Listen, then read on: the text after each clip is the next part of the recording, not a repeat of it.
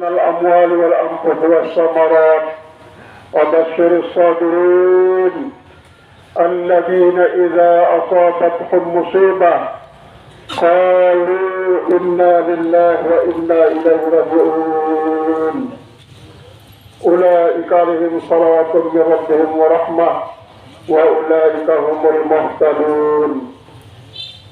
Al-Mukarramun, para tuan guru, para ustaz, bapak-bapak yang maduka yang terhormat, atas nama keluarga besar dari para almarhumah yang menyampaikan terima kasih yang seterusnya kepada Pelungusani, kesampun berpartisipasi dengan pikiran, tenaga maupun harta untuk menyelesaikan segala sesuatu yang berkaitan dengan tajhis jenazah almarhumah sehingga sampun tiang perlu selesaikan dengan sebagus-bagusnya. Mudah-mudahan selaku partisipasi tiang perlu tercatat sebagai tambahan amal saleh, amal ibadah di Allah Subhanahu wa taala yang tentunya tidak hanya sekedar ketakat lagu kekicarin ganjaran yang sudah Allah. Lebih-lebih kehadiran tiang perlu adalah menumbuhkan kesabaran yang utuh, kesabaran yang bagus bagi keluarga yang tinggalkan, terutama sekali suami dari para almarhumah, putra putri dari para almarhumah, saudara dan saudari para almarhumah, keluarga besar dari para almarhumah, semakin berani menghadapi musibah yang berat ini dengan sebab menyaksikan kehadiran Pelungusani yang begitu partisipatif dalam menyelesaikan segala sesuatu yang berkaitan dengan jenazah almarhumah. Niki adalah merupakan satu hal yang sangat-sangat dipuji oleh Allah Subhanahu wa taala. Jadi pantaslah yang tunggu tidak saja sekedar hadir untuk sholat, tidak sekedar hadir untuk menyaksikan, tetapi banyak yang beraktivitas lengan pandi almarhumah. Terus bayangkan para pemuda-pemuda dusun Medan isi sangat bersemangat, tidak saling mengganti ngelembah jenazah almarhumah dengan masjid Medan sampai tempat niki. Niki adalah merupakan suatu partisipasi yang sangat luar biasa, dan tentunya Allah jualah yang akan memberikan balasan sesuai dengan apa yang Tiang Pelungguh unjukkan sebagai bukti partisipasi Tiang Pelungguh ini. Mudah-mudahan semua nanti yang sudah disabdakan oleh Rasulullah akan menjadi kenyataan Tiang Pelungguh alami dan Tiang Pelungguh peroleh. Kemudian tentunya sudah banyak yang Tiang Pelungguh saksikan, keluarga Tiang Pelungguh yang meninggal dunia dalam usia muda. Bahkan Dek Neman sempat berkeluarga lalu Dek Neman beliau yang dijajari ketika meninggal Allah Subhanahu wa taala. Keselakuan nikah adalah merupakan salah satu daripada MOU antara ketika Tiang Pelungguh masih menjadi nutfah. Jadi ibaratan secara biologis dan secara ekonomis bahwa sperma terpancar dengan mama lebih daripada 200.000, bahkan ini sampai jutaan. Bagikan para pemilik PT untuk mencari tender, untuk memenangkan tender dalam sebuah pelelangan proyek. Berebutan pelabuhan ini, sekian banyaknya sel ini berebutan, sampai yang paling cerdas dan pinterlah yang akan memenangkan tender ini. Tetapi begitu dia menang, tidak serta-merta dia akan sukses dalam mempertahankan kemenangannya. Masih ada persyaratan-persyaratan yang harus dilalui. Namun memang persyaratan-persyaratan yang harus dipenuhi niki bisa terpenuhi, nikilah salah satu daripada penyebab ketika Allah Subhanahu wa taala sampai dijani janin, sampai sugulan rahim, sampai menempuh kehidupan di alam dunia niki sampai batas waktu tertentu. Lamun kira-kira setelah memenangkan tender, ndek mampu memenuhi persyaratan, maka ndek terjadian Allah Subhanahu wa taala jadi jamin. Lalu gugurlah ialah si jari nyelau keguguran.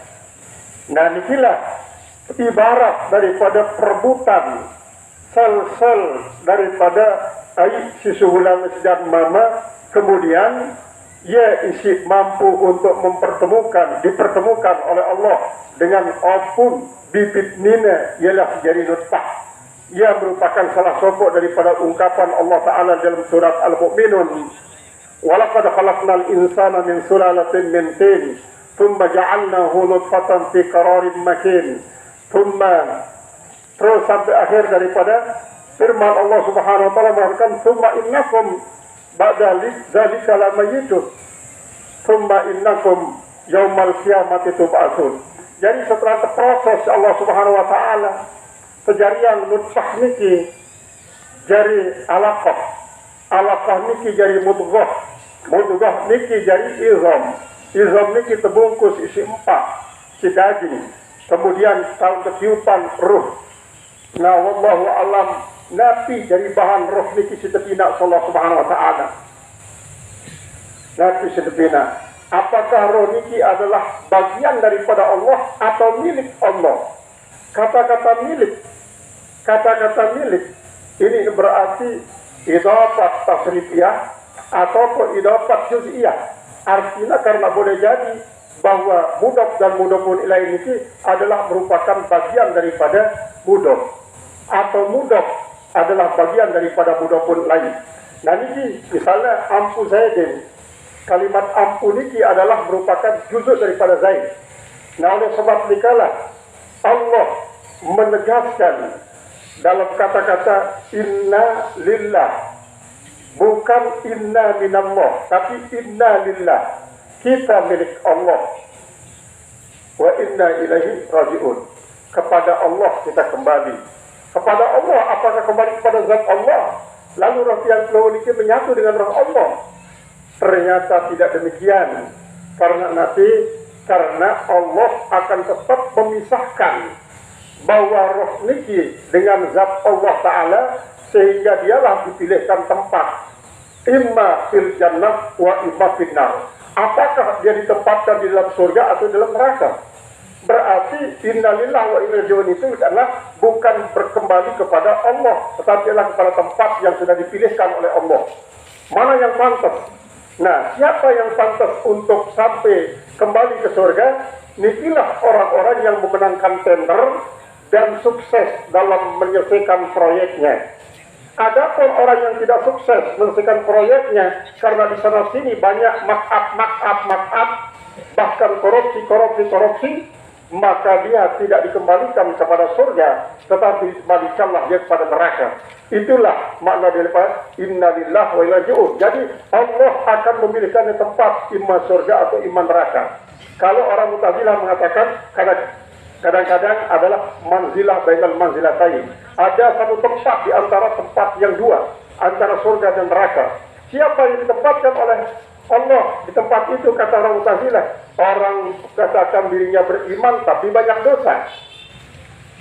Tidak pantas dia masuk surga karena banyak dosanya. Tak pantas masuk neraka karena ada imannya. Atau orang kafir tapi banyak amal salehnya. Dia tidak cocok masuk surga karena dia kafir.